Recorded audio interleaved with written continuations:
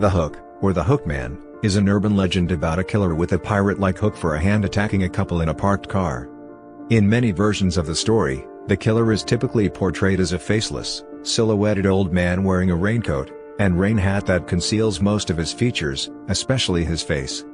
The story is thought to date from at least the mid-1950s, and gained significant attention when it was reprinted in the advice column Dear Abby in 1960.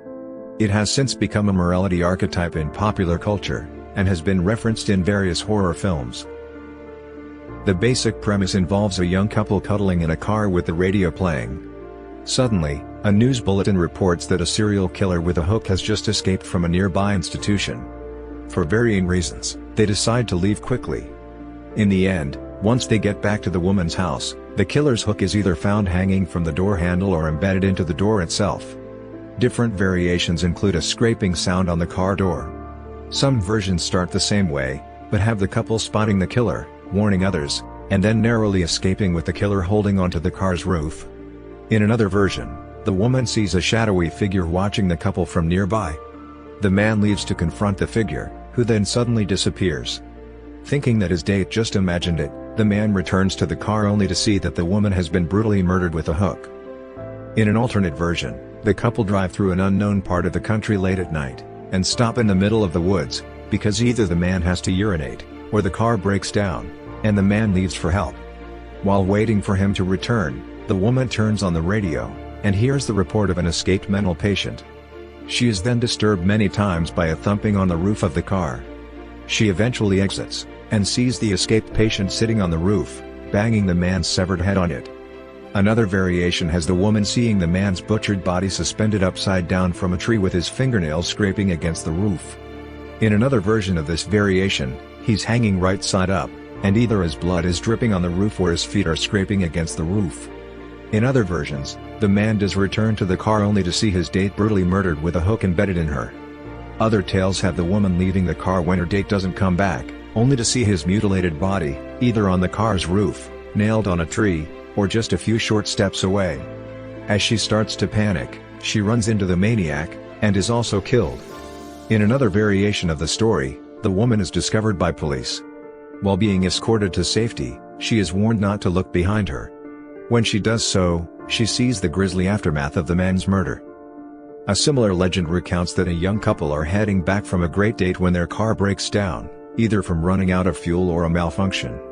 The man then decides to head off on foot to find someone to help with the problem while the woman stays behind in the car.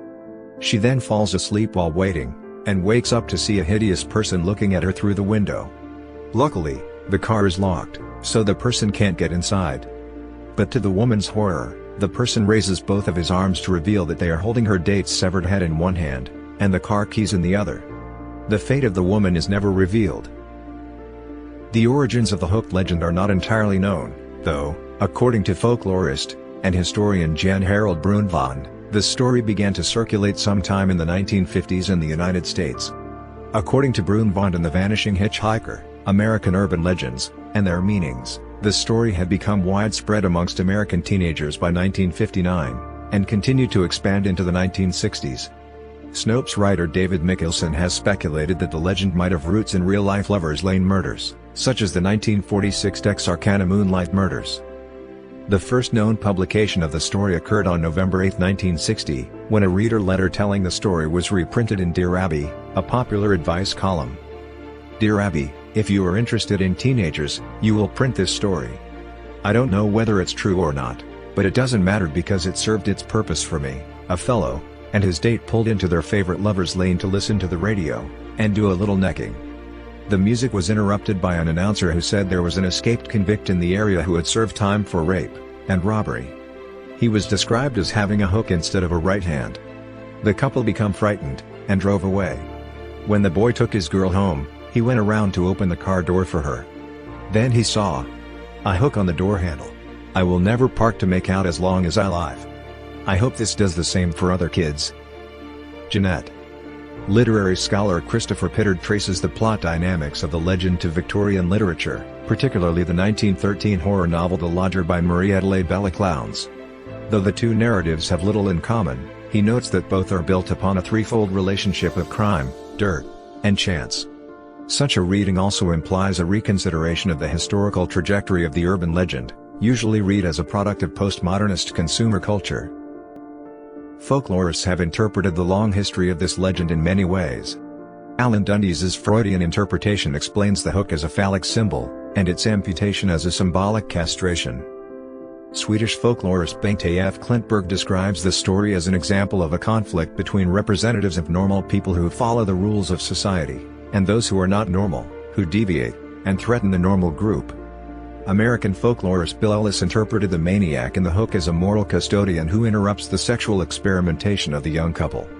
He sees the Hookman's disability as his own lack of sexuality, and the threat of the Hookman is not the normal sex drive of teenagers, but the abnormal drive of some adults to keep them apart. A version of the story by author Alvin Schwartz appears in the 1981 collection of short horror stories for children, Scary Stories to Tell in the Dark. In film, the Hook legend has occasionally appeared, in a 1947 film Dick Tracy's Dilemma. Fictional detective Dick Tracy pursues a murderous killer with a hook for a hand. The killer with a hook theme has also appeared in comedies. In Meatballs, 1979, Bill Murray's character retells the hook legend to campers around a campfire. In Shrek the Halls, 2007, Gingy tells an alternate version of this legend to his girlfriend Susie in his flashback. The story has, however, most often been depicted, and referenced in horror films. Its prevalence, according to film scholar Mark Kermode, is most reflected in the slasher film, functioning as a morality archetype on youth sexuality. He Knows You're Alone, 1980, opens with a film within a film scene in which a young couple are attacked by a killer while in a parked car. The slasher film Final Exam opens with a scene in which a couple are attacked in a parked car, and later, a student is murdered in a university locker room with a hook.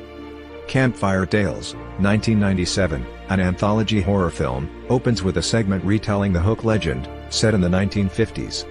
I Know What You Did Last Summer, 1997, features a killer stalking teenagers with a hook. At the beginning of the film, the central characters recount the hook legend around a campfire. The Candyman films of the 90s, as well as its 2021 Jordan Peele update, is centered around this legend as well. Lover's Lane, 1999, is a slasher film featuring a killer who murders teenagers at a lover's lane with a hook. The story has also appeared in various television programs. The Pest House, 1998, the 14th episode of Season 2 of the TV series Millennium, opens with a murder similar to that of the urban legend. Season 1, Episode 7 of the TV show Supernatural features a Hookman as the villain. It is the first story in the first episode of Mostly True Stories? Urban Legends Revealed. The Canadian animated anthology series Freaky Stories, 1997, has a segment in its first season based on the hook, set in the 1950s. The story is referenced in the Slumber Party episode of Designing Women. A parody of the Hookman is used in SpongeBob SquarePants, Season 2, Episode 16, Graveyard Shift, in which Squidward, in an attempt to scare SpongeBob out of his wits while they are working at night, tells a made-up horror story of the hash-slinging slasher, a dark, faceless figure donning a raincoat who has a rusty, old spatula in place of a hand. The Hookman is also used as a plot device in Season 3, Episode 5 of Community, Horror Fiction in 7 Easy Steps. The story has also received a resurgence in popularity on the internet following a retelling of it on 4chan that became an internet meme, due to it being written in broken English with several humorous errors, most notably its abrupt ending where the entire twist ending is rendered simply as the phrase man door hand hook car door, which has since become what this version of the story is referred to as.